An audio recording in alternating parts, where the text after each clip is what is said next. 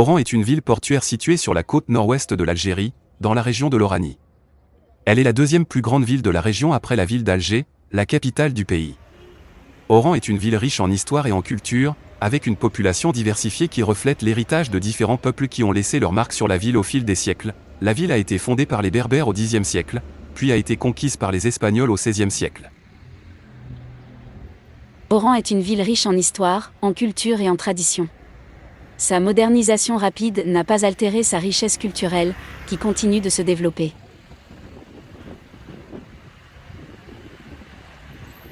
C'est la gare historique de la ville. Sa construction a commencé en 1903 et s'est achevée en 1913. Son architecture reprend les symboles des trois religions du livre. Dotée d'un style architectural mauresque, elle vaut le détour même si vous n'avez pas l'intention de prendre le train. Ne manquez pas d'observer l'horloge minaret et la rotonde dont vous pourrez admirer l'intérieur fait de stucs et mosaïques dont certaines en forme d'étoiles de David. Si l'aspect extérieur de la gare est celui d'une mosquée avec son minaret horloge, les grilles des portes, des fenêtres et le plafond de la coupole sont ornés de dessins reproduisant l'étoile de David et la peinture de ces plafonds met des croix chrétiennes en évidence. La gare d'Oran est un bâtiment à l'écuménisme élargi aux trois religions du livre, la juive, la chrétienne et la musulmane. Elle est l'œuvre de l'architecte Albert Ballus qui dessinera également la cathédrale du Sacré-Cœur d'Oran. La cathédrale du Sacré-Cœur fut édifiée de 1904 à 1913 par la Société de construction des Frères Auguste. Elle est l'œuvre de l'architecte Albert Ballus qui était à l'époque l'architecte du gouvernement français d'Algérie. L'architecture de la cathédrale du Sacré-Cœur est de type romano-byzantin, une architecture qui se fond parfaitement dans la ville d'Oran. De nouveaux quartiers résidentiels ont été construits pour répondre à la demande croissante de logements, tandis que de nouveaux centres commerciaux et de loisirs ont été érigés pour offrir des services modernes aux habitants de la ville. Cependant, malgré cette modernisation rapide, Oran a réussi à préserver son riche patrimoine culturel et historique. La ville est célèbre pour sa musique raï, qui est née dans les quartiers populaires d'Oran dans les années 1930. En 2022, le raï est inscrit sur la liste représentative du patrimoine culturel immatériel de l'humanité en tant que chant populaire d'Algérie. De nombreux musiciens célèbres ont émergé de la scène musicale d'Oran, contribuant ainsi à la richesse culturelle de la ville. Comme Cheb Hasni, de son vrai nom Hasni Chakroun, qui est un chanteur de raï algérien, mort assassiné le 29 septembre 1994 dans la même ville. La musique raï tire son origine du chant bédoui qui est un genre poético-musical rural algérien de la région Oranie. Il est basé sur la poésie populaire.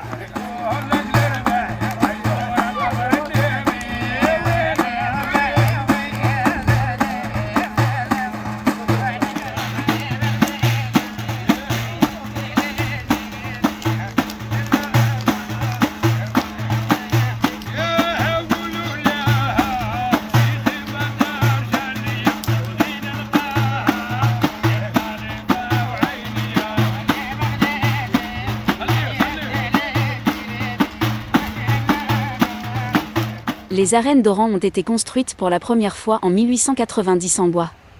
Après un incendie qui a ravagé cet édifice, leur reconstruction en dur a été lancée dès 1906 et inaugurée 4 ans plus tard. Ces arènes ont été construites à Oran en raison de la forte présence espagnole dans cette ville pendant l'occupation coloniale. L'objectif des autorités coloniales était de créer une colonie de peuplement européenne dans la région afin de consolider leur emprise sur le territoire. La maison de Yves Saint-Laurent à Oran est un lieu emblématique de l'histoire de la mode et de la culture en Algérie. Située dans le quartier de Gambetta, cette maison a été le lieu de résidence de la famille Saint-Laurent pendant plusieurs années, avant qu'ils ne quittent l'Algérie pour la France en 1954. La maison a une architecture typiquement oranaise, avec des murs blancs, des arcs et des colonnes en pierre, ainsi qu'un toit en terrasse offrant une vue panoramique sur la ville. Elle a été construite au début du XXe siècle et a été achetée par la famille Saint-Laurent dans les années 1930. Yves Saint-Laurent a passé une grande partie de son enfance à Oran, et la maison de Gambetta a été un lieu de refuge et d'inspiration pour lui. Il a été éduqué à la maison par sa mère et sa grand-mère, qui étaient toutes deux couturières. C'est là qu'il a commencé à dessiner des croquis de mode et à apprendre les techniques de couture. La maison de Gambetta est aujourd'hui une propriété privée, mais elle est devenue une icône pour les fans d'Yves Saint-Laurent et de la mode en général. Elle a été restaurée et est maintenant utilisée pour des événements culturels et des expositions. En 2017, la Fondation Pierre Berger Yves Saint Laurent a organisé une exposition intitulée Yves Saint Laurent à Oran, qui a présenté des photographies, des dessins et des objets personnels liés à l'enfance d'Yves Saint Laurent. La maison de Gambetta était également un lieu de rencontre pour la famille Saint Laurent et les amis artistes d'Yves, tels que le peintre Jacques Majorel, qui a créé le célèbre jardin Majorel à Marrakech. Les soirées étaient animées par des discussions sur la mode, l'art et la culture, et la maison était souvent remplie de musique et de danse. La maison de Yves Saint Laurent à Oran est un lieu emblématique de l'histoire de la mode et de la culture en Algérie. Elle témoigne de l'influence de la ville d'Oran sur la vie et l'œuvre d'Yves Saint Laurent, et de l'importance de la maison et de la famille dans sa formation en tant que créateur de mode. Le fort Santa Cruz, situé sur une colline surplombant la ville portuaire d'Oran en Algérie, est l'un des sites historiques les plus importants de la région. Construit au XVIe siècle par les Espagnols, le fort a été le témoin de plusieurs sièges et batailles au cours de son histoire mouvementée. Le fort Santa Cruz a été construit en 1577 sous le règne de Philippe II d'Espagne. Il était destiné à protéger la ville d'Oran, alors sous contrôle espagnol, contre les attaques des pirates turcs. Le fort était équipé de canons et d'autres armes de défense pour dissuader les attaques et repousser les assaillants. Au cours de son histoire, le fort Santa Cruz a été le théâtre de plusieurs batailles et sièges. En 1708, les troupes françaises ont assiégé le fort pendant près de 2 mois avant de finalement le conquérir. Les Français ont ensuite renforcé le fort pour en faire une base militaire importante dans la région. Le fort de Santa Cruz est un exemple remarquable de l'architecture militaire espagnole du XVIe siècle. Il est construit en pierre locale et son plan est en forme d'étoile à 5 branches, typique de l'architecture militaire de l'époque. La forme en étoile permettait aux soldats de défendre efficacement tous les angles du fort. Les murs du fort sont épais et renforcés par des tours et des bastions. Les tours étaient équipées de canons pour protéger le fort contre les attaques maritimes. Aujourd'hui, le fort Santa Cruz est un site touristique populaire, offrant une vue panoramique sur la ville d'Oran et la mer Méditerranée. Les visiteurs peuvent explorer les différents niveaux du fort, y compris les salles de garde, les casemates et les cellules des prisonniers. Le fort Santa Cruz est un symbole important de l'histoire d'Oran et de la région en général. Il témoigne des luttes et des conflits qui ont façonné l'histoire de l'Algérie et de la Méditerranée au fil des siècles. En tant que site touristique, il offre aux visiteurs un aperçu fascinant de l'histoire et de la culture de la région, ainsi qu'une vue imprenable sur la ville et la mer.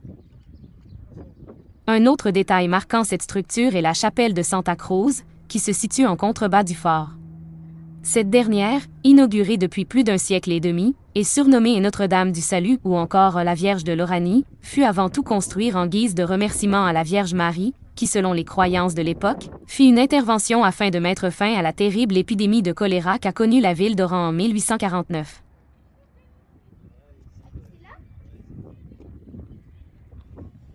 La montagne de Murdjajo est un site emblématique d'Oran, qui se distingue notamment par la présence d'une mosquée nouvellement construite. Elle est souvent appelée la montagne qui domine Oran en raison de sa position dominante dans la ville. Murdjajo est en réalité le nom d'une colline située à l'extrémité ouest de la montagne, qui culmine à une altitude de 642 mètres. Cette montagne est située entre la mer Méditerranée et la ville d'Oran, ce qui offre une vue spectaculaire sur la ville. Aujourd'hui, la montagne de Murdjajo est un lieu de promenade populaire pour les habitants d'Oran et les touristes. On peut y accéder en voiture ou à pied, en empruntant une route sinueuse qui serpente jusqu'au sommet. La vue panoramique offerte depuis le sommet de la montagne est à couper le souffle, avec une vue imprenable sur la ville d'Oran, la mer Méditerranée et les montagnes environnantes. Les grottes du Murdjajo sont un ensemble de grottes préhistoriques. Elles ont été découvertes en 1905 par le Français Henri Breuil. Ces grottes sont considérées comme l'un des sites les plus importants de l'âge de pierre en Afrique du Nord. Les grottes ont été occupées par les humains pendant plusieurs milliers d'années, depuis le néolithique jusqu'à l'âge du bronze. Les grottes du Murdjajo ont été étudiées par de nombreux archéologues et préhistoriens depuis leur découverte. Les fouilles ont révélé des informations importantes sur la vie des populations préhistoriques en Afrique du Nord. Les grottes du Murdjajo sont un témoignage fascinant de la vie préhistorique en Afrique du Nord.